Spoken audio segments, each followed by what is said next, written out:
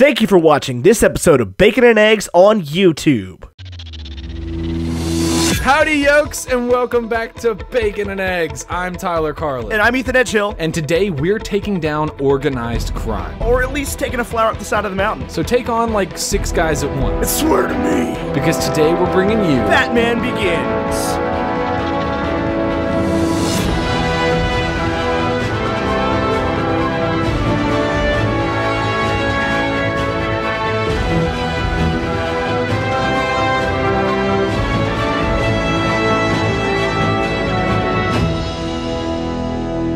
Alright, Ethan, this movie was released on June 15th, 2005, 4,968 days ago on a $150 million budget. It only made $375.2 million worldwide. It's got an 84% audience rating, or critic rating, 94% audience rating on Rotten Tomatoes, and a 74 on Metacritic. But before we get into the movie, I do want to just shout out we are being joined today by Ryan George from the Pitch Meetings on Screen Rant. Ryan, welcome to Bacon and Eggs. Hello, thanks for having me. How's it going?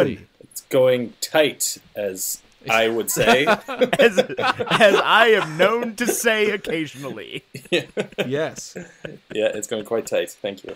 You guys tight as well? Good. We are. Yes, we are. Oh, great. We are possibly a little jet lagged. We both watched this movie on a plane on the way back from Seattle today. Oh. So. Wait, did you get caught in a snowstorm? Did you guys have one of those? It's pretty bad up here in Canada. No. You are in Canada. You Yeah. are in Canada, okay. Yeah, so, no, we're buried in snow right now. We're here in Virginia in the U.S., and it snowed like the day before we left, and there was a little bit of concern over because we had like a 6 a.m. flight out, and I was like, it's a very small airport, there's like 4 gates, and so we're like, we might not be able to get out, but then no, coming home we're good. It's just 20 degrees out, which is not abnormal for January in Virginia, but it is abnormal when you spent the weekend in Seattle where it was 50 degrees out. I gotta Google these Fahrenheit things. We don't use that up here. 20 is like -5, I think. Oh, okay. Which is cold for us. I mean, Virginia is like, I don't know how familiar you are with American history, but Virginia is in the like real South. Okay, this is cold weather. Yeah, no, I understand. It's -4 degrees Fahrenheit here right now, but yeah, I'm sure that. Yeah, was no, bad. that's super cold. That's super cold. But compared to Seattle, where it was like a beautiful March day, beautiful April day, all the time. Absolutely, right. That is a shocking change. We were at a Shake Shack last night talking to some local Seattleans that were like satellites, Satellimos, I don't know what they call themselves, but they were like, "Oh my God, guys, it's so cold here," and we're like, I was wearing a t-shirt earlier. Yeah, they don't even know. Yeah. Anyway, so we might be a little jet lagged, but we are doing tight. We are tight. Fantastic. And flying, I mean, it's fine. It's fine. It's fine. It's all gonna be fine. Ethan, do you have a negative professional review on this I film? do. Christy Lemire of the Associated Press says, Nolan takes an admirable stab at developing a character-driven drama only to give into that generic action movie conventions with a blinding, deafening, explosion-laden finale that would have capped off any number of interchangeable Jerry Bruckheimer films. Okay, Christy, how dare you? This is Christopher Nolan. This to me reads a positive review. I don't see how this is negative. Right. It was a great movie. Christopher Nolan made it, and there were explosions. Right.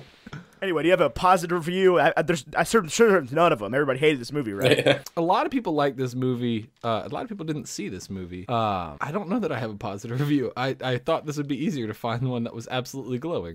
Here we go. This is from Jess Lomas at Quick Flicks. They say it's a refreshing approach to the genre, even when revisiting years later in an era inundated with superhero movies where each tries to better the last's visual effects budget.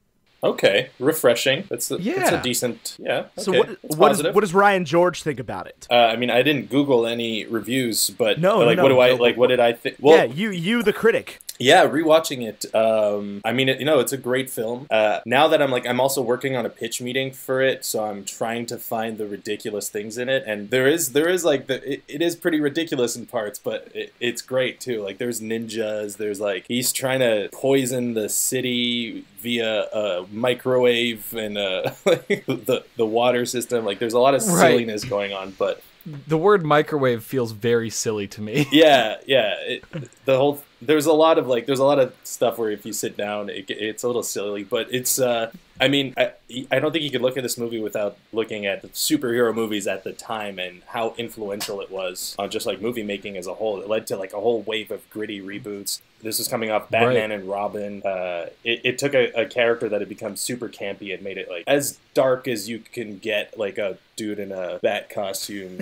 Dude in a giant bat costume. Yeah. Right. Yeah, like it took some like elements that might be considered silly and made them like quite cool. Yeah. Well, and I think it's when you look at this, you've got to look at like when they made Iron Man, this is what they were looking at for like what a superhero movie could be, because obviously they couldn't look at Dark Knight because it was not out yet. Yeah, that's true. That's why that's why they didn't look at it. And and that's and Iron Man is sort of the crux of it all. That's where superhero movies really began to become taken seriously. 2008 was a big year for the genre. That's true. Well, what else came out in 2008? I'm missing something. Dark Knight. Oh yeah, that movie. Yeah. People like that. People enjoy that one.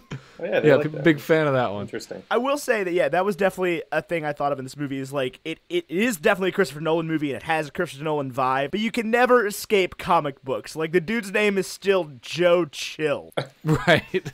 and it's like a super intense courtroom scene, and the judge is just like, "Mr. Chill, what do you have to say for yourself?" And I'm like, you just can't escape it. You can't get rid of it, no matter what.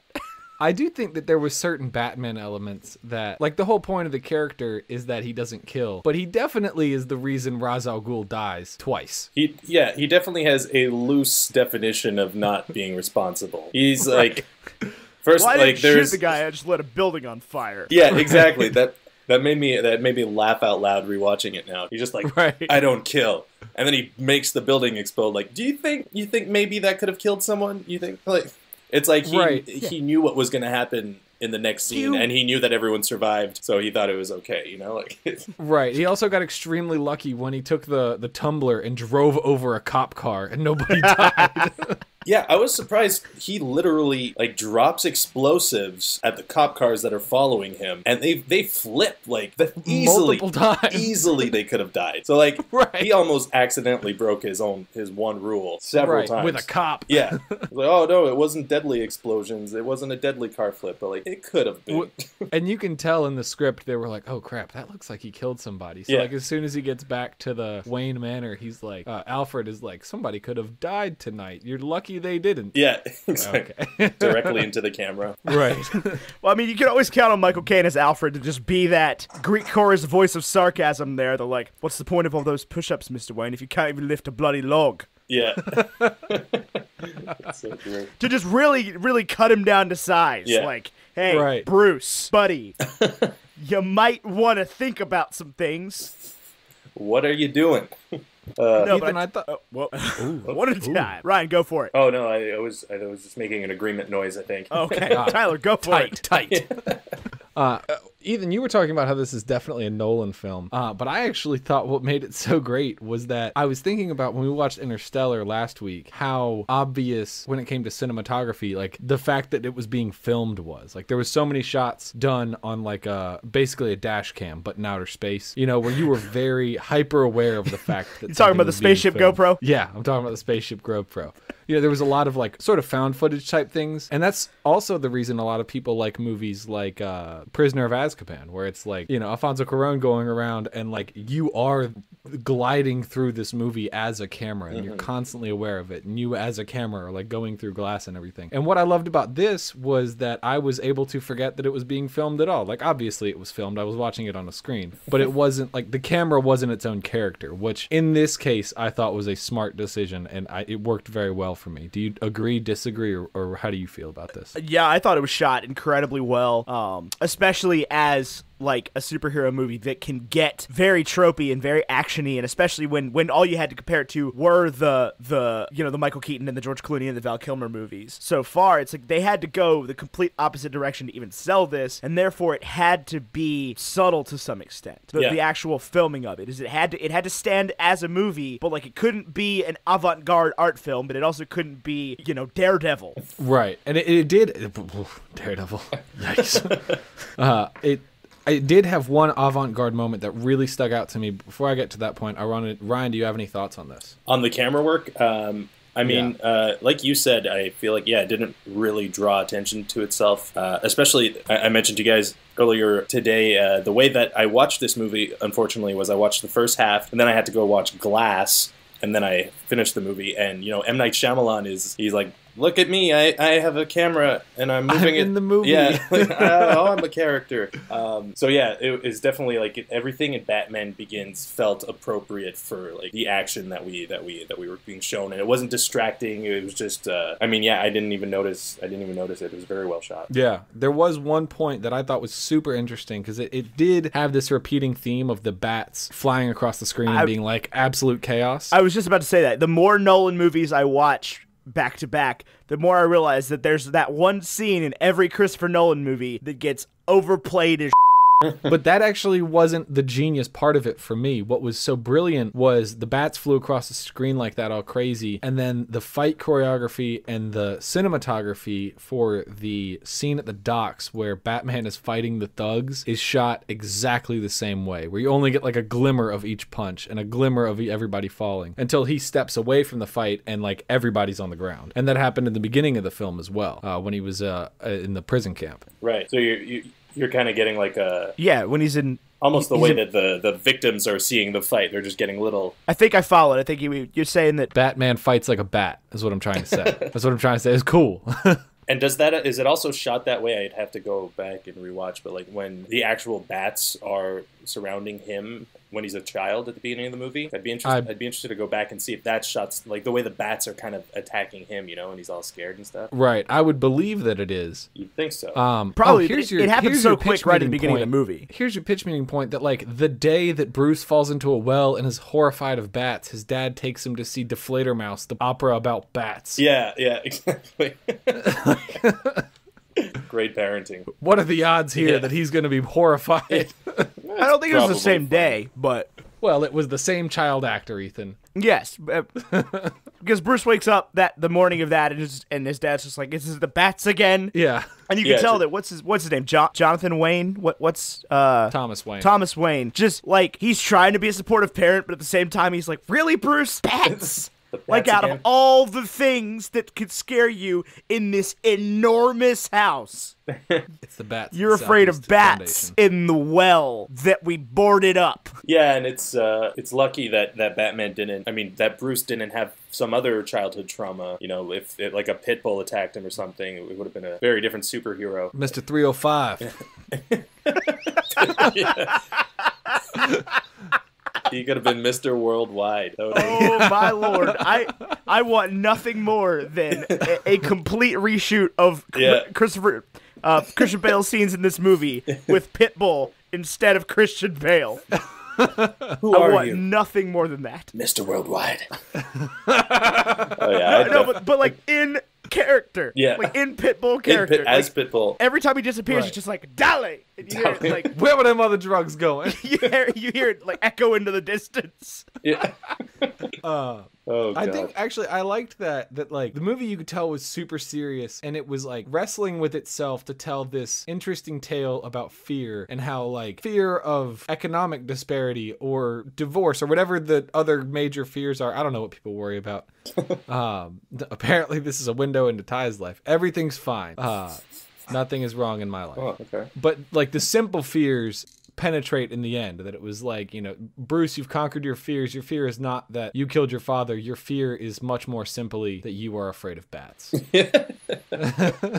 You have confronted your fear of bats. You have your fear of bats and your fear of crime. Yeah. Right. It is kind of like when you think about it, the theme of fear is like, it's pretty, they hammer it home, especially with the plan of the fear gas. Like, I don't know, the League of Shadows, was their goal like for people to die? Like they wanted people to kill each other, right? Yeah. It seemed like they were just gonna basically destroy Gotham. So like other iterations I've seen of the League of Assassins or League of Shadows and Ra's al Ghul is that their goal is to have everyone die. So like it could have been straight up poison gas, you know?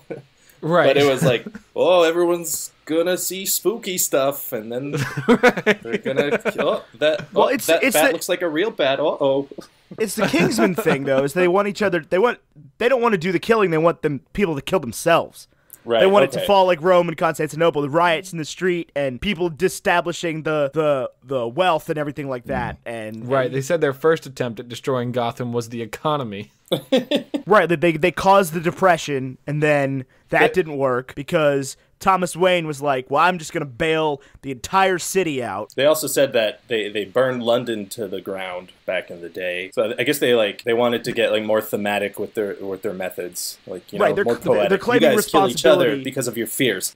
Right. Well, and that's Because the great problem thing. is London and Rome are both who knows like, how they caused actually that. still standing. Well, but they did go through a great restructuring and great tragedy, but like that's how that happened in history. So they couldn't just play fast and loose with the history of London. Right. I'll tell you one of the other problems is at the end of this movie, that like little section of Gotham really is like destroyed. Like they didn't bring them the cure or anything. Like they say at the end of the movie that the Narrows is lost. Like just forever. I missed that. I mean, that's what it sounds like. That those people are just they're screwed forever. Yeah. They'll never be able to look at a sack of flour again. Yeah, there was not like any closing, you know, like smart closing remarks about how and Lucius was able to get the cure to the right people at the right time, and we were able to disperse it through the air, so it's not a problem anymore. Like That's true. Another thing is that, and this is a plot hole that's been pointed out a lot, that you know, they like tainted the water supply with whatever the poison was. And then the only way that that's going to get dispersed is through when the water turns to vapor, and that's why they're going to use their targeted microwave thing. But that means then nobody had boiled water in the weeks before the incident. No one had taken a hot shower. No one made tea. Like they had been doing that for weeks. They said weeks. Right. And nobody had boiled water in the city of Gotham. Very unclean people, uncaffeinated. Yeah, make no pasta. Yeah, None. no pasta, no No showers, pasta. none. everybody just eats out. Yeah. But even in the restaurants. Yeah. Just cold, uncooked foods. And like I mean- cold brew coffee. You know, it's a depression, you know. Right. The That's depression's still just alive the and thing. well. They talk about it like it's gone, but it's not. Yeah. Another thing about the plan, I don't know, like I find like the third act of this movie is probably the most ridiculous part of it. The whole, and maybe I'm missing something here, but why did they have to like ride the train to bring that microwave to, like, why couldn't Ra's al Ghul just kind of start at Wayne Tower? Since we've seen that he has people involved in every single layer of society in Gotham. Like, why was there, I understand cinematically, awesome, that was a cool train ride, but I don't know, the plan could have been, you know, Right, like why start in there? the Narrows where it's You- where it's already like the slums? Why not Yeah. start with the rich? You keep bragging about like how you have connections in every single layer. You corrupted Gotham entirely. Why did you have to start at the other end of the train track to get to your Well, destination? because that's Bane's thing, though. That's what they had to save that whole like. Let's just roll a bomb into the New York Stock Exchange or whatever he did. They had to save that for Bane. That's true. I also noticed this movie, just like The Dark Knight Rises, has all of the police being incapacitated. They cut away to somebody and they're like, "Get the police," and then someone else is like, "All the police are there with you," or they're all poisoned. Like in The Dark Knight Rises, they were all in the tunnels, which is ridiculous. But in this one, like, Right, every police officer. yeah. What? Every police officer in this one is owned by Carmine Falcone. Yeah, true. And all the specialized SWAT team that could have helped Batman are also all poisoned. So it's like, it's really all on Batman. It's gotta be Batman. It's gotta be Batman. Yeah. What a wild character. You brought up The Dark Knight Rises. Both of you just did. And, like, going into this conversation, I was like, this movie holds up great, man. It stays in line with the other two films. It's great. I don't think I realized Dark Knight Rises was the same Batman. Like, I thought I knew, but then you said something about Bane being, like, a canon villain of this Batman, and I was like, no, that can't be right. That's a totally different post-Dark Knight Batman. Well, that's the we're thing is talking about. all the Batman villains in the trilogy want Gotham to destroy itself. Yeah. Like that's the whole Joker. thing. Is because you know Scarecrow and Ra's al Ghul here they want the fear and the panic and everything, and the Joker just wants to have the riots. He wants to make people choose to kill each other, and then Bane is just like, I demand sacrifice. That's true. Yeah. Thematically, they all kind Sorry. of. I demand the sacrifice. There it is.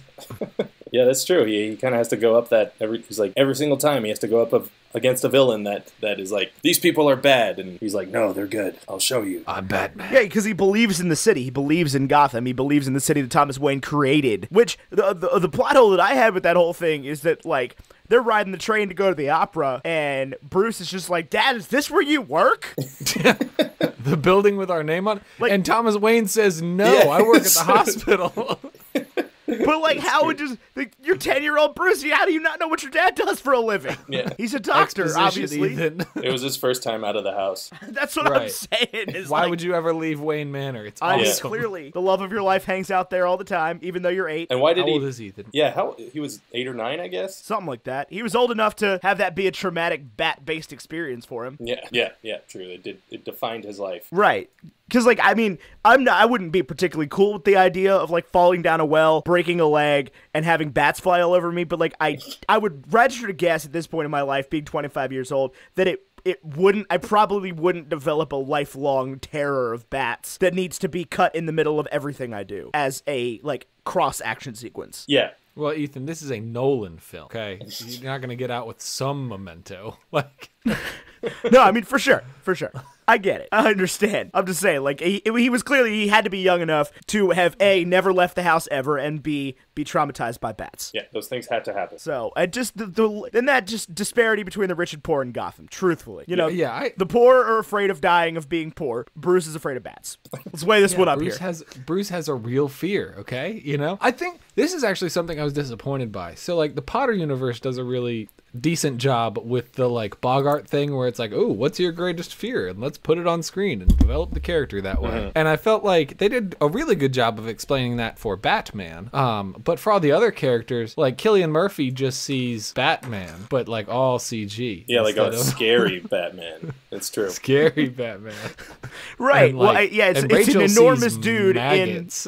it's an enormous dude in a really thick bat costume. Like, Yeah. Right. he's Thick like leather bat. like a bat SWAT team. Like, that would be terrifying, even But if is I that, wasn't like, doing anything wrong Is at the that time. his childhood trauma? Is like a man that basically looks like he's made of leather and muscles?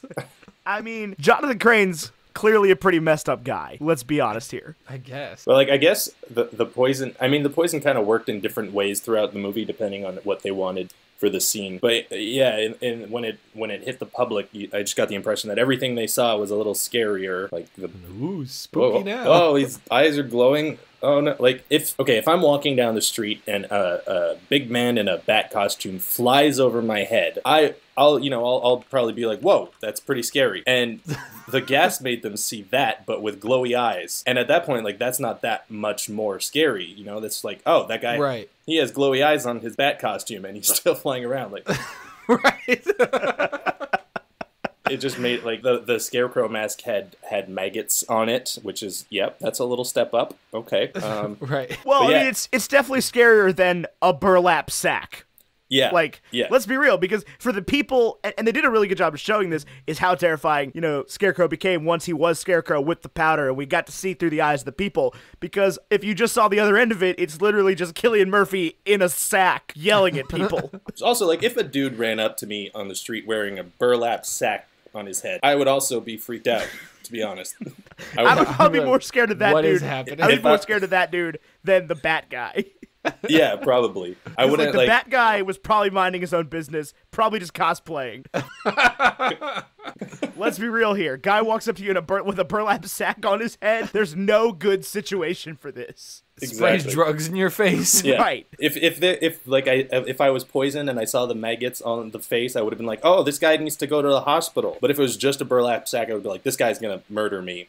Right, this guy is about to put a this is large how I knife die. into my body. Yeah. Also, this movie also made me laugh out loud at, like, how Scarecrow is like brought down in that big final Gotham scene. Rachel just, like, shoots him in the face with a taser, and he rides off on a horse screaming. I loved that. It's so That's exactly funny. how we should go down. I know. I love the fact that Cillian Murphy was the Scarecrow, like the main villain in this movie, because he was just nobody at this point. Yeah, basically. He was the guy for 28 Days Later. He auditioned to be Batman, and Christopher Nolan was like, "Okay, I can't cast you as Batman, but like I have to put you in this movie." Yeah, and he was good. I think maybe a couple of years after He did like a couple of other villain things, like he did Red Eye with Rachel McAdams. Like he really leaned into that. Like I'm a creepy man, you know. I'm a creepy looking. Right, and he's now, even creepy looking in Peaky Blinders. Yeah, he does. Yeah, he does Peaky Blinders. And that's his whole thing. He's got like a good murder face. I will say that about him. Yeah, like if that guy killed me, yeah, I wouldn't be surprised. Well, and of Yeah, course, no, that now makes sense. Now he's on the register of people that are in Chris Nolan movies. So he's got in that going Dunkirk. for him forever. Yeah, he's on the good side, along with that guy from Sons of Anarchy. Although I guess he hasn't been in many Nolan movies, actually. I take that back. There was a guy who was in like Memento as like a hotel clerk, and Yeah, I know what you're talking about. in Batman Begins, he's like the most corrupt cop who like steals falafels. Right. Yeah, the kids don't like falafel. Who does that? Who does that sketch? Is it College Humor? Yeah, Pete Holmes and Kumail Nanjiani. Yeah. That It's does like, the well, You drop those names the fast. voices sketch. Yeah. It's That's so what always funny. strikes me about these movies is that like they just didn't have to reach far for that. Like most of that dialogue was already there. Yeah, exactly. And it still managed to sell it. Like even in The Dark Knight, he's got the "I'm not wearing hockey pads." Yeah. Like that line should ruin the movie, but they sell it enough that it gets away with crap like that, and I love that about these movies. Yeah. There were a couple of lines where, like, I mean, he had to say "I'm Batman," like he has to say that, but like it was kind of funny when he did. Like it got a little laugh out of me. It was just someone had to say, "Who are you?" "I'm Batman." I'm Batman. And same thing for like someone's like, "Where are you?" And he's like, "Here." I love that. It's so funny. Harvey Dent. Can we trust him? God, he's so leaned into the growl in The Dark Knight. Oh yeah. Like, it was interesting to watch because, like, obviously The Dark Knight is probably the most popular of the Bale Batman movies. It was interesting to see his more kind of subdued growl in Batman Begins. He didn't go full raspy voice yet. He didn't, and I thought it was interesting. I can only imagine what it must have been like to be on set for The Dark Knight, where Christian Bale, who's like such a method actor, is working with Heath Ledger, giving like the killing performance of a lifetime. Yeah. Like, how much do you want to compete when you're Christian Bale and then you're stuck being Batman? You've got to, like, be Batman. Yeah, and Christian Bale has said, I don't know if it's specifically about The Dark Knight or The Dark Knight Rises, but, like, he didn't love his performance. And I wonder if that's why, just because, like, obviously there was a great performance in that movie, and it wasn't him. Mine. Yeah. His was, like, the one that people do impressions of the most. Well, the Joker, Right. people do impressions, but it's like they're trying to be serious. But when people want to do a funny impression of a Batman movie, they do the Bale Batman voice, you know? Right. Because it's so fun to do. Well, yeah, it just makes for great College Humor sketches. Yeah, like...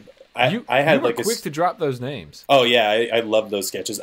With my friends, we made like 3 Batman sketches also in that same vein of like the Pete Holmes Batman sketches. Those are so funny. I mean, but that's the thing is like that's all I can think of now. Like when we got to that point and he started the thing with the falafel, I was like, oh, here it is. Yeah. And all I could hear it was just like, where are the other drugs going? Yeah. Hello, Governor. Hello, Governor. Where are the other drugs going?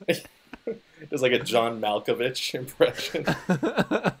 And Kumail's answer to like, what, your kids don't like falafels? He's like, oh, that's a good point, actually. Thanks, that solves most of my problems. It's so funny. I halfway forgot that like wasn't a line from the movie when he didn't say that. I was like, wait. Same. Yeah, I was a little disappointed. He's like, oh, he's just mad. He doesn't say the line. Okay. I can't even imagine like being on set with Christian Bale ever because like you're clearly you're looking up the guy you're going to work with. You've just watched The Machinist, where he's like, he weighs like 85 pounds. Yeah. And then he shows up just like Mr. Big, burly, beefy guy. Like, it's been 4 months. What happened? And I could be mistaken, but I think in Batman Begins, like in the early scenes, he didn't have that muscle packed on yet, you know? Like when you see, let's say when he's in the courthouse and he's gonna shoot the guy, he seemed like smaller, right? And then he beefed up when he went to like practice fighting in prison for 7 years. Yeah, I think they filmed that way on purpose. Like, did the younger scenes that's to crazy. make him look slimmer, and then I guess they just took a break. They gave him like 2 months, or maybe they shot like the scenes where he's in a bat costume, and during that time he was working out like crazy. Like I don't know, but that's always pretty cool when there's like a weight gain within the same movie. Yeah. Well, that's Christian Bale's whole shtick, though. That's his entire thing. Is that like that was the thing with Vice? Is like Christian Bale could be in your living room right now, you wouldn't even notice. Yeah. It's like Christian Bale could be playing my couch and like show up one day and it's just like, I'm Batman. On your couch now. Yeah, I hope his health is okay, you know? I'm sure it's fine, you know? Like, for what he's doing, he's probably got exactly the right health. I guess, yeah. Or not. Who knows? Like, I know, like, for the thing. machinist, obviously that wasn't a healthy thing to do, and he was eating just, I think, apple slices, and his doctor was like, you know, you're gonna die if you keep doing that. And he's like, I'm not gonna keep doing that. As soon as this movie wraps, I gotta go do Batman. I'm switching to just eating a raw cow every day. Yeah, I'm gonna put on 60 pounds of muscle in a couple of months. Right. Don't worry, I'll be fine. I'll be fine. The fluctuation like this is totally normal, right? Yo-yo dieting. That's what they call it. We're good. Yeah. Like, no, probably not. But He even did, like, The Fighter in between The Dark Knight and The Dark Knight Rises, where he was another super skinny character. It's nuts. And then in, like, American Hustle, after The Dark Knight Rises, he got... where you had fat Christian Bale. Yeah, and, like, it looked like a fat suit. Like, he didn't have to do that. They could have just put on a fat suit. But that's Christian Bale. That's what he's about. That's Christian Bale, yeah. He did so many movies during this whole period that weren't the Dark Knight movies that I just always forget about that happened during this, because he was in 3:10 to Yuma, the remake. He was in Rescue Dawn, the worst movie ever. He was in, obviously The Prestige. He was in Terminator. He was in Public Enemies. He was in The Fighter. It's nuts, like, how many different characters this dude's playing, and that's in the course of like 6 years. Yeah. Is Rescue Dawn the worst movie ever? Yeah, that was that movie we watched. It's him and Steve Zahn, I think. I never saw that, but I can, like, picture scenes from it. I probably saw the trailer. No, Zach Grenier. Hey, Tyler, you and I watched it. I have the DVD still. It was the first, like, movie club we did. It was. Steve Zahn, Christian Bale. It's got a 90% on Rotten Tomatoes. Does it really? It was awful. Oh, God. We may just have not known what we were watching. Maybe not. I was so bored. I don't know. I can't go back and watch that movie. No, I can't try. That was 2006. 7. Yeah. 7. Rotten seven. Tomatoes says 7. IMDb says 6. That's weird. Weird. I don't know what to tell you there. Yeah, that's kind of weird. So Christian Bale was what, like 30 for Batman Begins? He turned 30 in Batman Begins. That's his little birthday party. He got balloons. That's nuts, man. I'm turning 30 this year, and I don't look like that. I wish I was. You just got to hit the gym. Christian Bale could do it in 2 months. Why can't That's you? true. Gotta start eating a cow a day. Well, because Christian Bale has, like, he had the guy that works on Marvel now working for him, I'm sure. The guy that's you want to go on the Thor diet? Right. Yeah. Let me make you Chris Hemsworth. We turn you from Andy Dwyer into Star-Lord in the course of, like, 3 months. Your full-time job is now trying to be in the best shape possible. Right. All you do is work out and eat. I feel like That's Chris Pratt it. is, like, trying to lose weight right now. I don't know why I know that. What? I don't know. He's For like something. doing. I saw a thing. He's doing, like, intermittent fasting, and he's like, I lost some weight. It's going great. And it's like, what do you mean you lost weight? Are you not in Marvel shape? You're still doing Marvel movies, like. Well, I guess we'll find out. I mean, there was a joke in Infinity War about him gaining weight, but I mean, what? well, Infinity War is obviously wrapped, and Guardians 3's unknown status. So yeah, who really knows on that front? Had a couple of beers.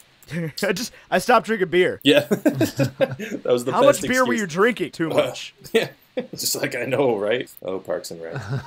Yeah, I'll never get over Andy Dwyer, but I'm kind of over Star-Lord. Agreed. I can feel that. I'm excited for Endgame. I am truly, but yeah, I'm just kind of over most of those characters from the Guardians franchise. Guardians 2 is such a bad movie. Yeah, I did not enjoy that. It just ruined so many good characters. Like I loved Drax originally. I don't know. Yeah. Drax was great. And then they were like, what if we took everything great about Drax, and instead of highlighting any of that, we took all the bad things about Drax and made that the whole movie? Yeah, they're just like, let's change, let's find a new funny thing about Drax, and it's that he's an idiot now, and he thinks that Mantis is disgusting, and He's like extremely rude, and it's not funny. Yeah. And yeah, Guardians 2 was Well, if you make 21 movies in a series, you're gonna have some flops. Let's just be honest here. yeah. no, I don't think you will. I think sometimes you can have 21 good movies. Well, I mean, let's see. What other series has that many movies? You've got Marvel Bond. and Bond, both of which have some flops. Yeah, there was that whole era of Bond when we were growing up. The Brosnan. Listen. Brosnan. We do not speak. I will turn this podcast around. We do not speak ill of the Pierce Brosnan Bond in this household. He was too pretty. It doesn't matter. Oh, this is not a conversation I'm willing to have right now. Yeesh. I'm not in the headspace for this. He's too pretty. I like Craig. What do you, Brian? I need you to weigh in. I mean, yeah, I also grew up with Brosnan Bond. Yeah, I don't know. I haven't watched those movies in a few years, so it's hard for me to say. Craig is great. Brosnan is, it's in this, for me, it's like the same way as, you know, before Batman Begins, it was kind of like super cheesy Bond movies, you know? And then after that, which is probably like one of the big reasons that they did a kind of like gritty reboot of James Bond is because of the success of Batman Begins. So they're just like completely different characters to me. It's hard to compare them. I know. I mean, Clooney's always going to be the true Batman, though. Well, yeah, obviously. I mean, I'll still tell you straight up that Batman Forever with Val Kilmer, that's like my favorite Batman movie. I'd have to, man, I haven't seen that since I was a kid. Legitimately. Like, I wore the videotape out. That's with Jim Carrey. Yeah, with Jim Carrey as the Riddler, Tommy Lee Jones as the... as Two-Face. That's worst villain ever, but we don't talk about that because Jim Carrey was delightful as the Riddler. It's not his fault. It's not Tommy Lee Jones' fault. It was bad writing. Two-Face isn't supposed to flip the coin until he gets what he wants. It's not the point, but I do love that movie. When I was young, I didn't know much about movies, and I had a Batman and Robin poster in my room, and I was super pumped for it, and I didn't realize it was a bad movie. Like, I actually really liked it. I was the same way. That's the thing, is like, you're totally allowed to like that movie when you're a kid. Like, you don't have to listen to even adult you. It can always be a good movie in the past. Yeah. Like, I love that movie. I loved all those movies. I love the Keaton movies. I love the Kilmer movie. I love the Clooney movie. I love these movies. As long as we're not talking about Batfleck, like, it's all good. Yeah. I'm not a big Batfleck fan. Yeah, same here. There hasn't been much in the DCEU that I've fallen in love with. I know that's a controversial opinion. Oh, really? Did you see Aquaman? I did. I wasn't a fan. Okay, I didn't see Aquaman because I wasn't a fan going into the previews. So yeah, it's I can't recommend it. You cannot recommend 0 on a binary scale. If we're going, because literally Aquaman is pretty much just wet Thor, right? So basically, yeah. We're gonna have to get a controversial director in for the third Aquaman movie, and it'll be great. That's what I'm waiting for. Yeah, Aquaman Ragnarok. You can't tell me that Jason Momoa and Taika Waititi working together would not be amazing. That would be great. Although, like, I felt so that, like, the first Thor movie was obviously much more serious than the third Thor movie, but this Aquaman movie, this first Aquaman movie, was trying to be funny. It was trying real hard, and it often did not land. So, like, yeah, I don't watch Game of Thrones, but my understanding about Jason Momoa is that he wants to be not just, like, the sexiest man alive, but he wants to be the funniest man alive. Mm-hmm. Like, he wants to be both The Rock and Kevin Hart, and I don't think he's quite either one. I'll be honest. Are you saying The Rock isn't the funniest man alive? The Rock is pretty great. I do love The Rock. I was going to say, like, if we're talking about, like, buff dudes, I think The Rock might be the wrong one to say is not funny. He is funny. Like, okay, Jason Momoa is discount Dwayne Johnson. Like, great value brand Dwayne Johnson. Yeah, I can see that. I can see that. I think he's trying to avoid getting typecast from Game of Thrones is the thing. Yeah, I mean, after Game of Thrones, he did, like, Conan the Barbarian, which didn't help that. Right. Kind of got... We need you to be Khal Drogo, but, like... Yeah, just... Actually, no, we just need you to be Khal Drogo. People are going to call you something else, but you're just do the Khal Drogo thing.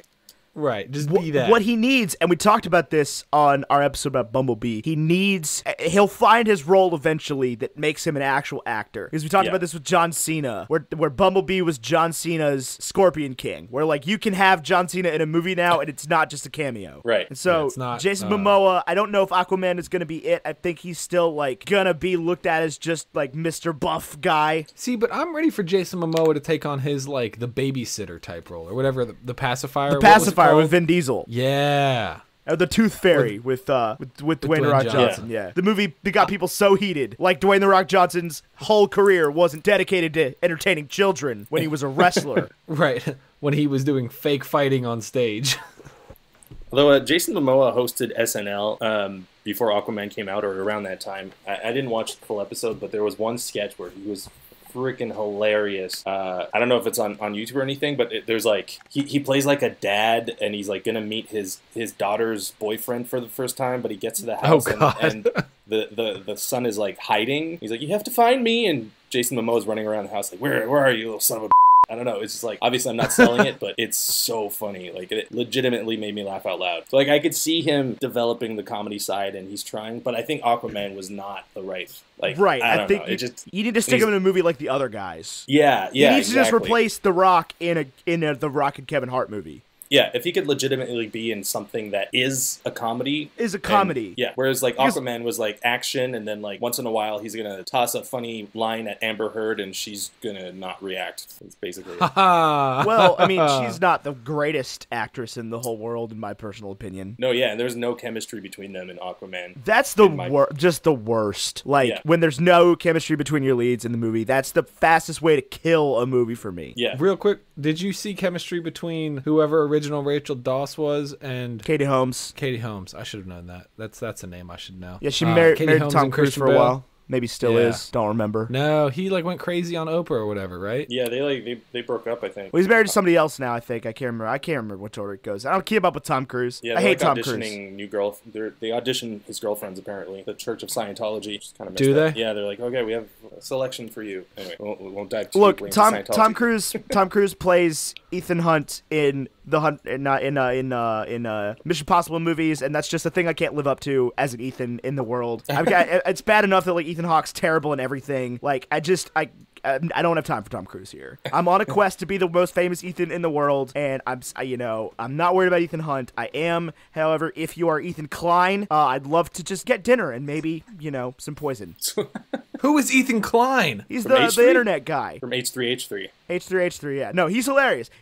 But that's the one that people bring up if they're over the age of 18. When I say I want to be the world's most famous Ethan, they're like, well, you got to pass Ethan Klein. People under the age of 18 go with Ethan Dolan of the Dolan twins. He's the most famous person under 18, isn't he? I think that's probably go to his brother, Grayson, if it's either of them. I see a lot of tweets from Grayson Dolan. Ethan Dolan is the Dylan Sprouse of the pair. Oh man, you also have Cole Sprouse. People prefer Wait, Cole. You also have Ethan Hawke, man. You gotta beat him too. Look, Ethan he Hawke was in sucks Dead Poet at everything except Dead Poet Society. That was the last time I was sold on an Ethan Hawke role. And I'm gonna get some hate comments here. I get it. People like some Ethan Hawke movies. Whatever. Not a fan. I'm pretty sure any generic white dude could have done that part better. Whatever part it is that you're gonna justify. Granted, I haven't seen Boyhood. I don't hate myself that much to do that to myself. But why do you think I loved Boyhood? Am I not supposed to have loved it? No, I'm sure it's No, a you could've delightful loved it movie. I just don't want to weep my eyes out. I'm impressed I don't remember for what it is. The accomplishment of filming a movie for so long. It's the same reason I don't seek out Marley and Me. Like, I just don't want to do that to myself. Ethan, I don't know if I've explained the ending of Marley and Me to you before. I'm sure I have. But in case anybody has forgotten, Marley and Me ends when they move to Philadelphia and are playing football in the front yard. That's how the movie ends. The conflict is that living in Orlando or wherever they were prior to that was a bad place to raise a family. Okay, Phoebe Buffay. I'm gonna ruin this for you real quick. That's not how that ends. No, now they live in Philadelphia and everything is great. They're playing football in the front yard in front of their beautiful home, and the dog never gets lost, and nobody ever dies. There is and it's wonderful. literally It's a beautiful an story. episode of Friends about this concept. Oh, I know. And you know what? This is the way that we watch Marley and Me. Look, now. okay, so I was traumatized when I was a child by that freaking Frankie Muniz movie, My Dog Skip, okay? I don't know if you guys remember that movie, but somebody beats that dog to death with a shovel. Oh my god. Yikes. Okay? Let's just, like, it's a Frankie Muniz movie. Like, Frankie Muniz from Malcolm in the Middle. And I went to see this movie in theaters because I was like, it's a kid's movie. It'll be totally cool. I was With a like, dog. I was like 7. Oh, it takes place in 1940s Mississippi. Yeah, they'll beat a dog back then. They'll do Oh, that. yeah, just cold Beating smack a dog with in a the shovel. 1940s is tight. Yeah, they're all about beating dogs with shovels back then. Oh man, they got 2 different. I'm on the IMDb page. They got 2 different dogs. Oh, I'm sorry, I swore, but the dogs are dead. I'm sure they Oh, are. that's It's been a really while. sad. Ugh, Well, you know, 2000s. I mean, Oh man. y'all know about Milo and Otis? You remember that movie? No. It's Maybe. about a little orange cat and a pug. They go on a grand adventure, and it's just like it's entirely like narrated. There's and Dudley Moore does both the voices. Anyways, like filmed in Japan and then like narrated in America. But what the filming company in Japan didn't tell them is that they just like killed a ton of dogs and cats to make the movie. Oh my god. Oh, God. Like there's there's one scene where the dog fights a bear, and to get that scene, they just fed a bunch of dogs to the bear until one of them got out okay. Man, this isn't funny. This is just sad. Yeah, I know, That's and it was like a heartwarming cat and dog story movie from my childhood, and I found this out recently, and I was like, what? That's horrible. Yeah, and they killed like 40 pugs or something. Jeez. Oh my god. Well, here's a fun fact. Really sad. Here's a fun fact. I went on the IMDb pages for the My Dog Skip dogs. They were played by 2 dogs, and they both went on to be the dog from Frasier. Really? Yeah. Moose is credited in 193 episodes of Frasier, and Enzo did 104 episodes of Frasier. That is the same dog from My Dog Skip. Skip. That's nuts. That's crazy. That's so cool. That is a That fun is very fact. exciting. I don't know Now, what to do with this information, but now I know, and so do you. What about the Airbud dog, the golden retriever? Oh man, go on a quest. Just This is looking how up we old go movie down the dogs. hole. Yeah, we're talking about Batman Begins. I love nothing more than the fact that you can look up dogs as actors. I also found that out today. It's great. I don't know if news. you can in Airbud though. There doesn't No, appear yeah, to. it doesn't. Bud doesn't. Bud is not correct. Oh, yes, he is Buddy. Buddy played Airbud. He was in Airbud and Full House. He was Comet. Oh. Was Wow. he? Yep. Oh, what a good boy. Here's the truth about Airbud. He died in 1998. we were- I am now sad. Ryan, we were having this discussion the other day in real life, not you and I, Ethan and I, and we were wondering, Airbud first round plays like Little League basketball, right? Mm-hmm. Airbud, I think the sequel... No, not the sequel. The third one, Airbud 3 World Pup, plays in the Women's World Cup of soccer. Now, this is like a grand increase in ability. Is it the same dog? That's a good question. He did. Oh man, he did all the sports. Yeah, That's he's a crazy. golden receiver, 7th inning fetch. Does he have spikes the same family and stuff? I don't know. I haven't researched this enough. But do you feel like if you've shown your ability, Yeah, like Kevin Zegers plays Josh Fram in all of these movies. so it's the same dog? It's the same. Yeah, it's the same. I told you, it's the same Bud. Man, and I It's haven't not seen the same these Bud. movies. It's not the I same haven't- Bud because the Bud from Air Bud originally died the year after Air Bud was made. R.I.P. Buddy the But it's- Golden Retriever. But the character is supposed to be the same Bud. Yeah, it's a canonical Bud. I haven't seen all these movies, but I hope to God that Kevin Zegers' character just gets like less and less excited each time they discover he can play a new sport. No. Oh man, I was really excited about Little League basketball, but it's I mean, really good at soccer. I just keep coming back to this point though. Is can you imagine being the parent of the child who got benched for a dog? Yeah, that's so funny. Like rec league basketball, the dog walks out in sneakers. I don't know why this is such a central point in my life recently, but I cannot stop thinking about this. Because it's Little League, man. The parents still have to sit there and be like, yeah, we're so proud of you, Timmy. You're out there doing the thing. You're playing second string to a freaking dog who can dunk like a mother.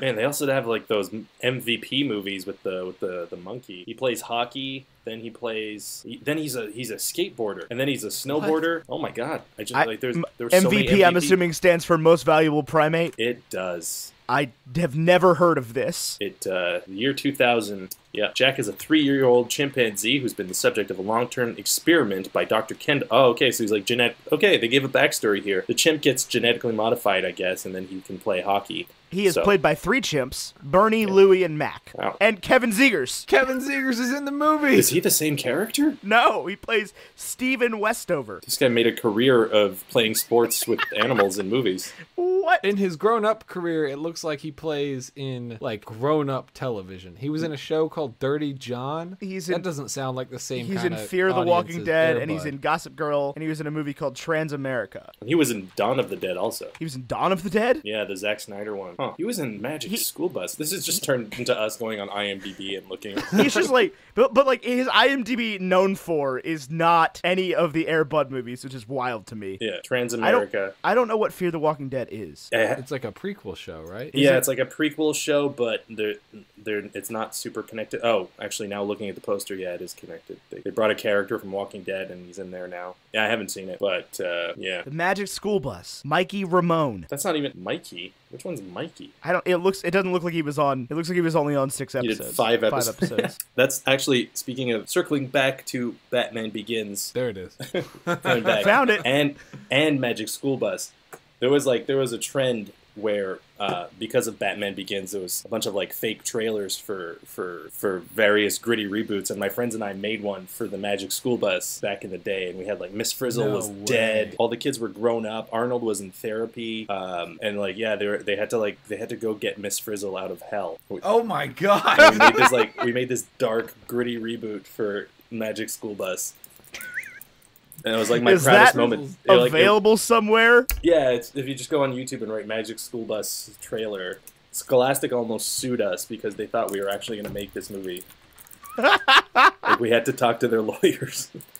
Oh no! Yeah, they were like, so you guys can't do this, and we're like, we're not. It's not real. It's just a trailer. It's just a trailer. Yeah. Moving Mind Studios. Yeah, that's my. Oh my god! 6 years ago. Okay, watch later. Save to watch later. I am so jazzed. I watched an episode of the Magic School Bus not that long ago. That show is insane. It is, absolutely. Like, oh my god. And it's funny, they brought it back like a year or two ago on Netflix. Yeah. And everyone just hates it. Because Netflix can't just let anything die in peace. Yeah, they made it again. Arrested Development. Different. Yeah, Kate McKinnon does the voice. That's messed up. There's a different Miss Frizzle. That's not good. Yeah. What? They recast Harley Quinn for her animated show. Are you trying to bring this back to DC? Is that how you're? Yeah, I am. So like Tara Strong is Harley Quinn. That's like her thing. Mm-hmm. Like her and Mark Hamill do Harley Quinn and the Joker. And then DC announced their like animated new Harley Quinn show, and we're like, oh, and Kaylee Cuoco or whatever her name is from Big Bang Theory is now Harley Quinn. Yeah, star power is what they need. She's the girl from Big Bang Theory. Yeah. Penny. Yeah. She's Harley Quinn. Well, I mean, good for her, I guess, if she can do it. I doubt she can. Well, the thing is the Margot Robbie Harley Quinn was just too far from the Tara Strong Harley Quinn, from like The Killing Joke, for them to be able to bring it back to that. But Margot Robbie's Harley Quinn wasn't good. I'm sorry. I'm not saying it was good. Suicide Squad was bad. I'm not saying it was good. I'm just saying that like that's what they're working with now. What did they want? Hot? It would be like if they made an animated Marvel show and went back to white Nick Fury. Right. That is an interesting way to put it. Do you see what I'm saying, though? Like, it's just changed so much because of the movies and everything that you can't pull it back to where it used to be. Yeah, like the mainstream popular version of this character is now completely different. Right, and like people care about Harley Quinn now because of Suicide Squad, because people did enjoy it. I don't know if they liked it or not. The person on our plane out to Seattle seemed to be really enjoying watching Suicide Squad on her iPhone 5. I'm interested she was to see what James Gunn does with Suicide Squad 2. I am also interested to see how he's going to incorporate music from like the 1980s into Suicide Squad. Which is wild because like Suicide Squad was so music driven already. Like I think it could be a really good thing. It was so music driven in the sense that like they literally just bought the rights to the songs that had to do with the thing that they were doing in that scene, you know? Well, hey, no, because they got Rick Ross and Skrillex to write a song for it called Purple Lamborghini. Oh my god, that music video is... have you seen that music video? Oh yeah, Rick Ross is a human meme. It's just... What? I don't think I even knew this existed. It makes me physically cringe. You've got Rick Ross, Jared Leto in full Joker makeup, and Skrillex walking into a club as if like they're the coolest people in that club, but like it looks so silly. You know, I mean, honestly, Skrillex probably would have made a better Joker than Jared Leto. If you're gonna hire a musician to do it. I don't know that we would say Jared Leto is primarily a musician. I mean, he goes on tour more than he acts. He's a good singer. He is. I like 30 Seconds to Mars, but like the man's got a Oscar. Like they could have got Jared Leto to make an original song for Suicide Squad, Will Smith to make an original song for Suicide Squad, or just like a weird collaboration between Will Smith rapping and... They got 21 Pilots and they got Rick Ross. There's a comedian on Twitter that I think he did this for Suicide Squad, but he makes like fake Will Smith style raps for the ends of songs. And I think he did one as Will Smith rapping like as Deadshot for the credits of Suicide Squad. It's hilarious. forget what his name's like Demi something. He also did one like as Childish Gambino, as if it was like the credits of Solo, and he's just like rapping in character. It's so funny. Like I loved Donald Glover as Lando. I did. I'll say it. I'll come out and say that. Yeah, it just like if he'd been in a better movie, it would have been great. Oh, what are you trying to say about Solo? I think that was pretty clear. So Ryan, here on the show, we rate things on a binary scale. So it's a 1, you have to see it, or a 0, you don't have to see it. Where does Solo fall? That's a 0 for me. It's a 0 for you. Okay. It's Star Wars. That doesn't give it a free pass, should it? I guess that's fair. I guess I've pulled this argument on like Fantastic Beasts: The Crimes of Grindelwald. It's I come from like the center of the hurricane on that one, and I don't think you need to see Crimes of Grindelwald. Briefly on the subject of Solo, I find there's something about Solo that I find more interesting than anybody in the world seems to find interesting, in the fact that the Empire uses the Imperial March in a propaganda film in Solo. Oh, I didn't realize Yeah, they know about it. They're all in. Like, that brings so many questions into mind of like the score for the movie exists in the movie's canon. They hired a composer. There is a character in the Star Wars universe that wrote that song. Right. Like that's what crazy. I'm saying is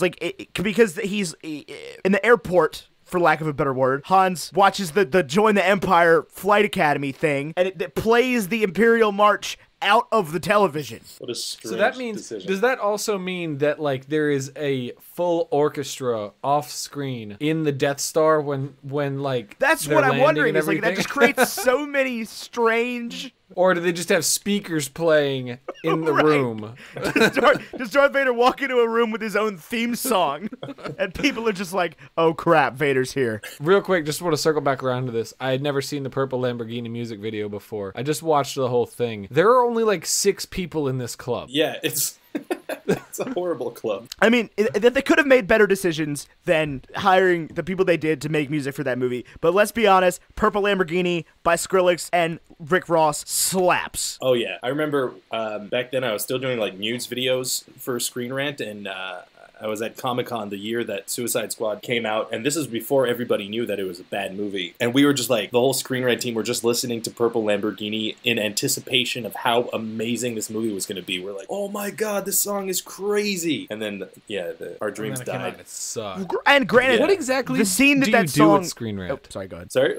What do you do at Screen Rant? Well, now I full on just make videos for the YouTube channel. But when I started, I was doing, for the actual Screen Rant news website, I was making like news videos of, I'd make like 4 videos a day of just kind of presenting what the news story was, and crack a couple of jokes when I could. And yeah, now I just do stuff. I do the pitch meetings, and I do developing some other things on that channel. That's basically it. I get to work from home, which is fun. That is the dream. So you don't work in the super secret Screen Rant office? No, I did for a couple of years, though. I've been there since like 2016, and yeah, I used to work at based up here in Montreal, actually. Really? I would not have guessed that. Yeah. A lot of people don't know that. I think like the company's based in like Ohio on Google for some reason, but no, it's full on Montreal. Are you from? Are you from Montreal? Yeah. I would not have guessed that. I get. Yeah, no. I mean, I sound like an American person, which sounds like a Canadian person. Like, well, Canadians don't sound like the caricatures in TVs and stuff in TV shows. No, but you could usually guess when somebody is from Quebec. Yeah. Do you think you could? It depends. It depends if their first language is French, absolutely. But French is my second language, so I spoke English at home growing up, and I went to French school, so I don't have that like kind of Quebecois accent, you know. But you are fluent in French. Yeah. That's neat. Yeah, my girlfriend is French, and we have like just weird bilingual conversations. It's an interesting place. Don't come up here now though, because it's very cold. I mean, is that an open invitation otherwise, though? Montreal is a beautiful place. Yeah, come on, crash here. No, but like Montreal is really awesome, but yeah, the winter months are harsh, and some people will only speak French. When you said -4 Fahrenheit, my blood stopped working for a second. Yeah, and I had to Google that because we work in Celsius here. It gets cold here, but like it gets, I don't know what 0 Fahrenheit is in Celsius because I'm an ignorant American. But that's as cold as it gets. But that's as cold as it gets. So -17 Celsius is pretty much as cold as it gets here. But that's like. But that is a shocking temperature when you walk outside. Yeah, And also, like, I don't know if they do this in the States, but here for some reason the weather is like, okay, so it's minus 20 out, but then there's a little thing underneath that says, but it feels like. Feels like. Yeah, we get that. Yes, Oh, we yeah, absolutely. do that. Yeah. The wind chill. Absolutely. Well, it's wind chill in the winter, and then humidity, heat index in the summer. Okay, right. Because, yeah, So, right like- now it feels like minus 20 Fahrenheit outside. That's What we're cold. living with right Good now. God. I mean, but that's like, there are parts of America, like if you go to a Green Bay Packers game in Wisconsin, that's like normal kickoff temperature for like a late season game. And people sit outside and watch that? Yeah. They love like it. minus 40. That's like part of the fun for them. Yeah. That's nuts. There's frequent times where they'll be like, well, at kickoff it's gonna be minus 30, but then by about third quarter we're gonna hit minus 40. That spot on the thermometer where it's the same in both scales. God, okay, yeah, they're proud of it. Oh yeah. Yeah.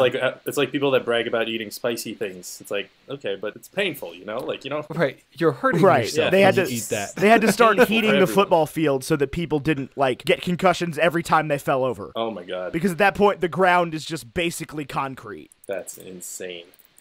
Yeah, and I'm then trying they play football outside in that, and it's just you know. But why? Why? I don't know.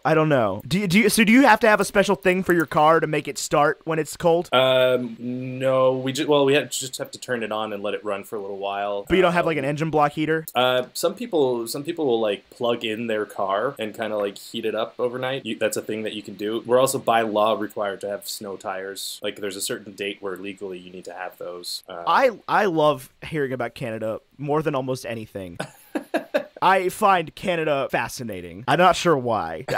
You ever feel like, I know Tyler does this because he feels called to live in Montana. I feel called to live in like Winnipeg. In Winnipeg. Yeah. I've never been. But I haven't either. I've not either. That's but the why do thing. you have a calling to go to Winnipeg? It's just a calling, yeah, to visit and possibly just stay forever. Like if you go there, you will discover something about yourself that is like you could never know what you don't know until you go. Yeah, like the secret to unlocking yourself. It's Is it been Winnipeg? entirely Like sold to me. when I was in a prison camp, Ra's al Ghul appeared to me and said, "Go to Winnipeg." All of what you are seeking will grab be there. grab a blue flower and carry it to Right. Winnipeg. And lo and behold, there will be a castle of ninjas there. Right. This movie, I love this movie for the reason that it had like casual ninjas in it. Yeah. It's there were not like a ninjas in Jet Li movie. It's not a Bruce Lee movie or a Jackie Chan movie, but it's got honest to God, wear the mask, drop from the ceiling ninjas. And this is the beginning of the movie and you're just like, yeah, okay, cool. I mean, I'm with the ninja. Yeah. Yeah, and like Alfred hits a ninja on the back of the head with like a log or something. And at the beginning, the ninjas don't even do anything. They just stand there and watch Liam Neeson beat the shit out of him. Yeah. I'll tell you the one thing. There's a scene actually to bring it back to talk about the actual film. There's a scene. It's like the final trial at what is Ra's al Ghul's home called? Nah, the opposite. Nanda of- Parbat. Yeah, Nanda Parbat. Yeah. Not the thing Yeah. from Doctor Strange. 'Cause we covered Doctor Strange on the show and went back and forth on which one it was for about 10 minutes. Yeah. Anyway, there's like the final trial there where like the ninjas are like stepping out of line and stepping in line. Where honestly, while I was watching it, I was like, this makes absolutely no sense to My me. audio is cutting in and out. Oh, I'm sorry. The scene, the final sort of trial in Nanda Parbat where like the ninjas keep like stepping into line and then stepping out of line. That was the only time in the whole movie where I was watching it, and from like a storytelling perspective, I was like, this has completely lost me. What on earth are they even doing here? He's like, I got just to don't- find Liam Neeson before Liam Neeson finds him. Is that what the game Yeah, is? yeah, because he cuts the other Oh. ninja to match his cut. Yeah, and the other ninja's not like, ow. No, because the other ninja understands what's going on with the test. Right. Okay, that makes more sense. It would have been so now funny it- if one of the ninjas was just like, just ruin the whole thing. Hadouken! It's not Ryu. He's not like a street fighter. I mean, why not? You say that like this isn't Batman, like there's rules.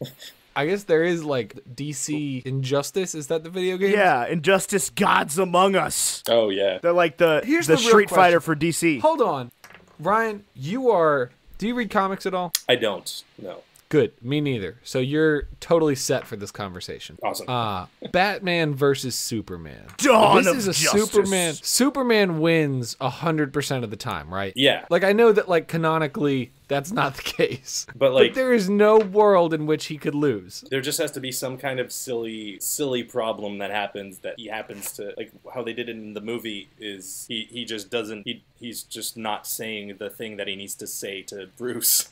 He's just like, Bruce, I need to talk to you, and I'm going to do that. I'm just going to walk closer to you, okay? I'm just going to keep walking, and Martha! I'm going to, yeah. And then he just gets hit in the face with the kryptonite, and then it's an even fight. Like, yeah. But with their established powers, as far as I understand them, that's ridiculous. Like, Superman wins. Superman can, like, pull the Earth out of orbit. Yeah. Right, but Batman always has a plan. Yeah. That's canonical, like, comic book Batman. Like, world's greatest detective always has a plan, even if sometimes the plan is to just beat the ever-loving shit out of somebody. I just feel like if you punch Superman and you're Batman, you just break your arm. Well, he delivered the kryptonite first, though. That's the thing. He had that plan. I'm not trying to justify Dawn of Justice. I'm just explaining to you how that works. And as far as, like, Batman wouldn't kill, but Superman snapped Zod's neck. Well, you know, he kind of deserved it. You know who probably deserved to die? The Scarecrow. It kind of comes back to bite him in the ass. Yeah, he doesn't die. He comes back and That's is what like I'm saying, though, is like, if Batman crazy just killed person's his villains, we'd judge. probably have less problems. Yeah, I think that Scarecrow just gets shot in the face with a taser and runs off on a horse. I don't think we see him again in the movie. he not in this particular movie, No, but he back does in come 3. back as a judge in the third one. He comes back in The Dark Knight also at the beginning. Oh yeah, he's in Arkham, right? Not even. He's in the parking garage. He's like in the scene where it's like hockey pads. Oh yeah. Yeah, I'm gets nowhere tied in up. hockey pads. He's like on a new villain. He's in it for like 5 minutes, like not even. Yeah, you're right. You're right. It's a little cameo. And yeah, and then he's the judge that makes people that's walk the out guy across from the ice. thing. Yeah. Weird movies. Well, they are Batman. still Christopher Nolan movies. At the end of the day, there's always going to be some stuff where it's like, this is overly deep storytelling for a Batman movie. Yeah. You could tell you could tell Christopher Nolan was like wrestling with that himself while he was filming it. Like, do we have to call this guy Joe Chill? Do we have to? Can he have a different name? Is that like a problem? Who even is Rachel Dawes in the comics? I don't know. Yeah, I have no I don't idea. read comics.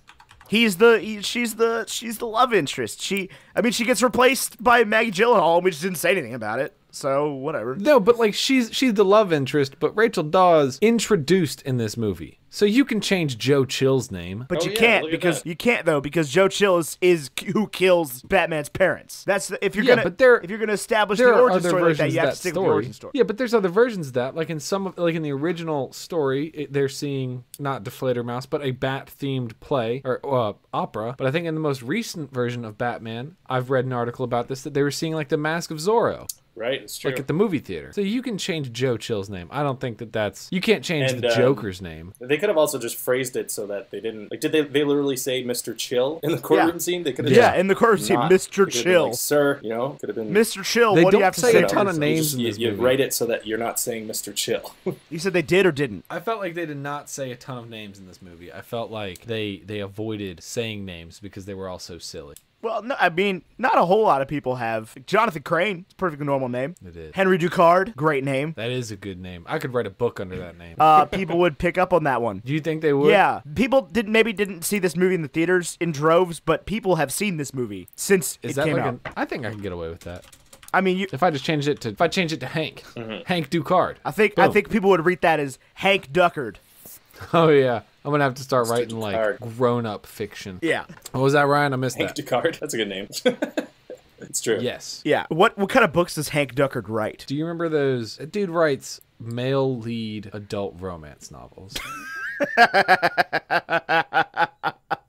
Gross. That's what I'm getting, like spy novels, but also I'm still on the Wikipedia page for the Magic School Bus, in case anybody's curious. Not Wikipedia, the IMDb page. oh, I recently had the trailer that y'all made pulled up. I was watching it. I'm reading about Oh. the episode where they get digested. That was a great I think show. it was a great show. It I watched was that a great daily. show. Yeah. Which is wild because there was apparently only 52 episodes, which seems like a small amount. Yeah, it does. I never realized that, I guess. It doesn't seem like that many. Now, the Magic School Bus, I didn't watch a ton of, but I imagine, I get the concept, right? Like, Miss Frizzle has a bus, and it shrinks and grows and takes them to magical places that are all science-y related. Is this similar to the Magic Tree House, where they go into a treehouse and travel through time? I don't think so. Book series? Yeah, no, I don't. I Magic Treehouse.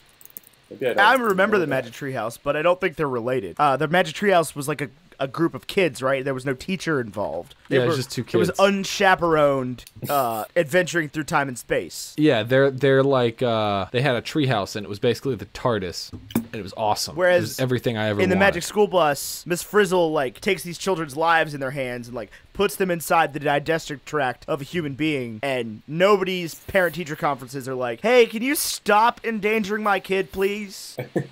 Any chance you could not take my kid to the moon?" Yeah, I would Arnold take your Arnold kid to straight the up moon. dies in one episode. What? They're on the moon or something, and he has like a cousin who's like, she's the worst, and she's not believing that it's cold on the moon or something. I forget what the reason is, but he just takes off his helmet and his head freezes instantly, and I don't know how he came back to life. But Right, and like the superintendent of the school system isn't like, "Hey, Miss Frizzle, don't do that." yeah, no, it's just she swore them all to secrecy. But yeah, so in our gritty reboot, like Arnold has been, we had like a longer version where he had been like to therapy, and he's emotionally scarred, and he's like, that witch deserves to burn in hell. Like she ruined his life basically. Right, that the Magic School Bus down the line was overall not a good thing. Yeah, it was like I think you it should was- make this movie. Yeah, I would if we hadn't gotten like Threats. yeah. Threats from the team over there. But I Yeah. mean, did you play a character in it? Yeah, I played Arnold with Oh, so you were a horrible wig. Arnold. I you were the one legitimately that dyed my whose life hair was red, but then it was too red. And then so my friend revealed that he just had a wig, and so I just have a shitty wig in the thing. But yeah, I play Arnold, and I'm pretty pissed. That's a wild thing. That is a wild. I would love for that to be a movie. This is great. I'm watching the trailer right now. I love this. Oh, thanks. We like hired a guy in, I don't know, like Indonesia or something to make a 3D model of the actual bus, and then we had like somebody animate it spinning and stuff. Like we legitimately spent like a year putting this thing together. Really? We went to This is- a lot where there was a bunch of school buses and convinced them to let us shoot there, and we did a bunch of stuff. It took time. This looks like fun. It looks like you and your friends have a lot of fun, Ryan George. We do.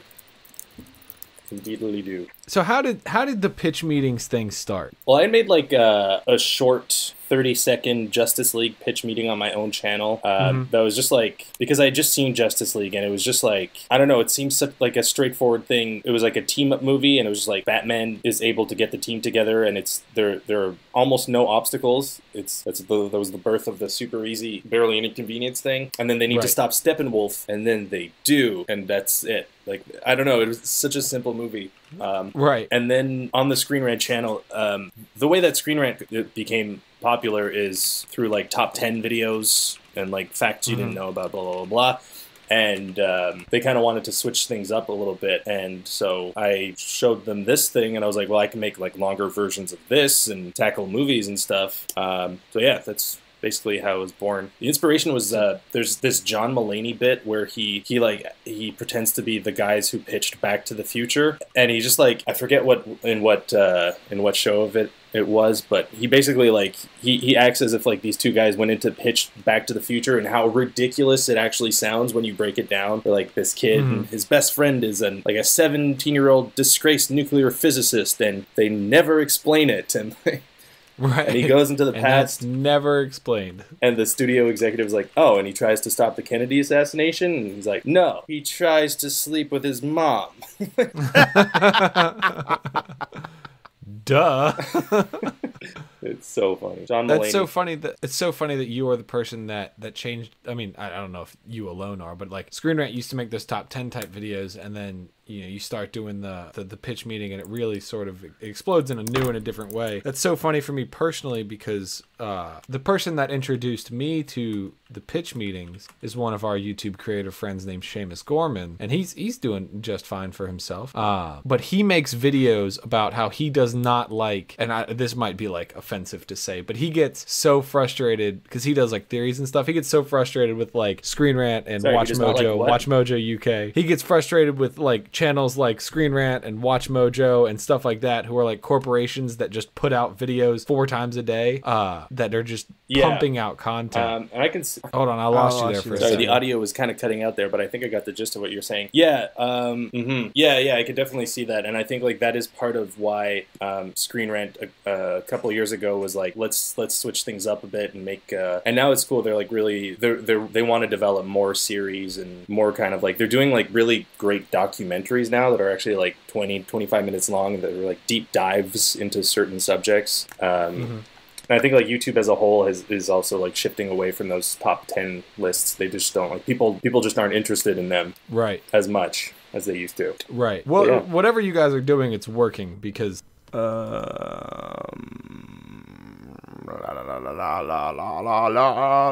Ryan George joined. Oh. Hey. There he is. That was amazing. Ethan cast a spell, and there you are. Yeah, I missed most of the things that you said about like Seamus Gorman and stuff, but yeah, he tweeted at me recently. Yeah, he's got some good stuff on his channel. Oh, he's currently flipping a living. You just said his name. Not currently, but like when he listens to this on Thursday. He's just like, you've got Ryan George. Can you tell him I said hello? I followed him on Twitter too, so he'll be happy. Yeah, he will be happy to see that. I was actually just in his Discord server saying that we were recording with you, and somebody sent me a video called "The Ryan George Conspiracy." Yeah, dude, that's so funny. I gotta watch this video now. It's hilarious. I couldn't believe what I was seeing when I watched that video. Because at first I thought it was gonna be something awful, and then I saw that you commented on it, and I was like, "Oh, okay, we're good." Yeah, I had no idea what to. I think the guy tweeted it at me, and yeah, well, I won't spoil it, but it's an insane piece of work. Literally the work of a madman. I just love. It's so funny. I love the internet sometimes. Like I just do. Yeah, it's insane. It's so nuts. And yeah, actually, like I'm happy that Screen Rant actually shared this guy's video, and like it looks like he got like a good 300 something subscribers from it, so that's pretty cool. Like a little, that's exciting, a little boost. And he's doing like a bunch of, he has like the PewDiePie conspiracy, he has a bunch of stuff, Matthew Santoro conspiracy. It's just once you see it, you'll see it's just pure insanity. I love it. It's so funny. It's really well done. It's so stupid. So I mean, like, are there 2 of you? Like, is that the secret? Well, maybe you'll have to watch that conspiracy video. I will. You do like a Wheezy Waiter thing over there, where there's just like a secret clone. Yes, I've heard people reference that. I don't get that reference, but if he has a closet full of clones, that's definitely that is the whole joke. That has been the joke since YouTube started with Wheezy Waiter. Yeah, he's been doing the clone joke since 2006. Yeah, I guess it's something like that. Yep. So we'll go ahead and wrap up the show. We'll get you to say all your taglines so that, you know, I can have those sound bites for the rest of my life. And yeah, so wrapping up the show, this is Bacon and Eggs. So basically we like to talk about every movie as though it were a breakfast. You know, like if I was to sit down and eat this movie as a meal, what would that meal be? Oh. And of course, we're talking about Batman Begins. It's a very weird gimmick, okay? When we started the show, we didn't expect people to like the show as much as they did. And we still do the gimmick because you got to have something that makes you unique. That's true. So, were Batman Begins something you ate for breakfast? What breakfast would that have been? Wow. I mean... What breakfast would Batman be? That is, I mean, I have no idea on the spot. Let me think about it for a minute. You know, it's gritty. It involves it's gritty. It involves black coffee and grits somewhere in that. Yeah, it's a dark twist on a meal that you've had many times before. You know, like maybe there's something hardcore added into the eggs. You know, I don't know. Like, you know, this was interesting. We just came from Seattle. What do you mean? Where? Yeah, I don't know yet. Are we talking like there's something weird in there, or like you put like cocaine in there? Yeah, I was gonna say like broken glass, but maybe not. Like something more enjoyable than broken glass. Maybe like some hot sauce, you know. I ate a bowl of nails for breakfast without any milk. Some deep fried bat. They say bat is the chicken of the cave. Yeah. Nobody says that. That's who is they? I like the idea. There's definitely black coffee. Mm-hmm. There's definitely like grits with black pepper. I don't know if they have grits in Canada, but basically it's like, you know, the stuff he's eating when he's in the prison camp? That doesn't sound good. You're selling It's grits like that, the but wrong way. awesome. But that's sort of what it Grits looks is like mashed potatoes made of corn instead of potatoes. Oh my god, that sounds awful. What? I might not be You're selling it wrong right about that. again. I don't know. It's made out of cornmeal. It's like a, I don't know. It's a breakfast kind of substance. Sounds like I hate it. We are experts on this. We will send you grits in the mail. Don't you worry. Please don't. We'll do an exchange. You send us some poutine, and we'll send you some grits. Oh yeah, that's a good exchange. Poutine is It's awesome. a fair trade. Some Tim Hortons. Yeah, absolutely. I ate that today. You know, roll up the rim. I went to watch Glass and I drank Tim Hortons coffee while I did that. Is it Amazing. Tim Hortons coffee just awful? It's fine. You know, it does, like, it's accessible. Compared to like McCafe. It is McCafe. Where's Tim Hortons? In terms of quality, they're pretty similar. It's because Oh, yikes. McDonald's sells beans to Tim Hortons. Oh, McDonald's sells everybody beans Yeah, now, pretty right? much. Oh, I didn't know that. I Yep. didn't know that Tim Hortons coffee was McDonald's coffee. Yep. You can drink Carlin. I mean, I'm Brothers sure it's their coffee own from now on if you blend, want. but it's not just straight McCafe. But it comes from McDonald's roastery. Okay, interesting. Yep, that's So Timmy let's see, Ho-Ho's. We've got black coffee, scrambled eggs in glass, and grits with black pepper. Scrambled eggs in glass. What doesn't kill you makes you stronger, right? It might just kill you. Yeah. This will exclusively kill you. Definitely There's no way an this will inconvenience. And maybe like a hot cup of steaming tea that drives you insane. Yes, some psycho tea, as we call it here in my office. You know, that's the tea, sis. that's the That's tea. the tea, sis. I get it. Yeah, a tea that makes do you things get it? slightly 'Cause I don't get scarier. it. Tea that makes things slightly scarier.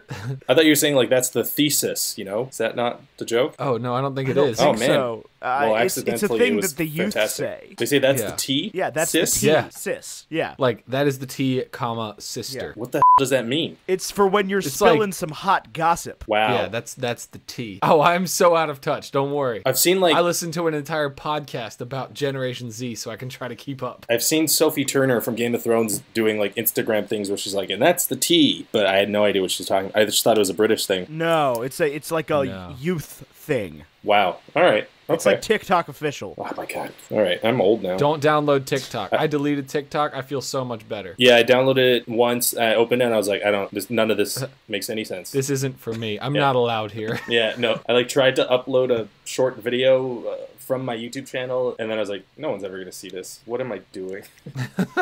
No, it's like they're trying to make it Vine, but it's terrifying. It's just a weird thing. I don't know. No. So yeah, Not for but me. eggs and glass and coffee. Eggs and glass. Eggs and grits. glass Coffee and and grits. insanity coffee and Yep. tea and whatever. Oh yeah, some of that Death Wish coffee stuff. Yeah, that sounds about right. Yes. Strongest coffee you can buy. Will probably kill you before the age of 30. Not FDA recommended. Moving on from there, Ra's al Ghul here, not as good as Heath Ledger's Joker performance, which incidentally is the mark by which we rank villains in movies. Oh yeah, we are gonna come up against that next week. Yes, we rank our we villains first on a started the scale show. of the top end being Heath Ledger's the Joker and the bottom end being Tommy Lee Jones as Two-Face. Oh wow. We rank all villains, including the Iceberg and Titanic, against that scale. Iceberg actually beat Iceberg it. did beat it. Iceberg, successful villain. Iceberg, impartial, successful villain. So, Wow. It killed a lot of people. It did. and it killed real life people. It didn't just kill Jack and Rose. Like, and it had no ambition whatsoever. It was floating along, merrily we float along, and then all of a sudden, just bam, murder.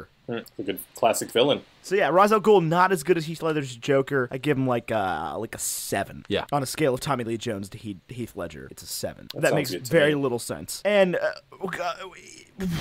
really, we're working with: is this better than Jurassic Park? Oh, In my I'd opinion, say- I'm sure Tyler has different opinions on this. what was your opinion? Sorry, it cut out. It is or it isn't? So we've got to put it. Tyler, are you here? I am here. I'm just listening. Okay, so we have our big board of movies that we rank every year, and currently the top spot is Jurassic Park, followed by all 3 Toy Story movies, followed by Interstellar. So I'm curious as to where Tyler falls in the Toy Story conundrum. But is this better than Jurassic Park? Is the question I would be starting with, because I think that it is better than Toy Story. Ryan George.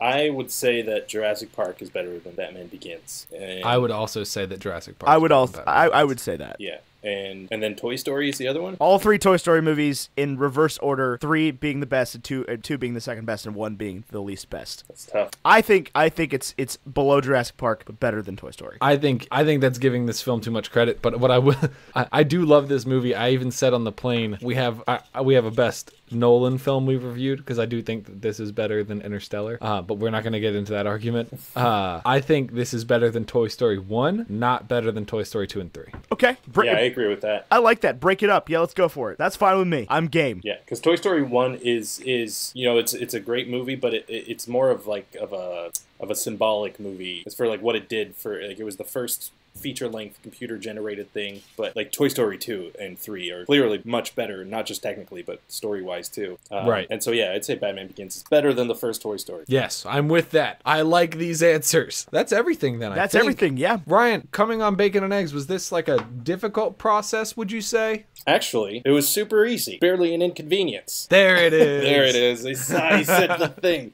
He said it. I'm glad you took the lead in there. That is all. That is every single message I receive is that. Anything I ever say on social media is like, oh, was that hard to do? Are you gonna say it, you little monkey?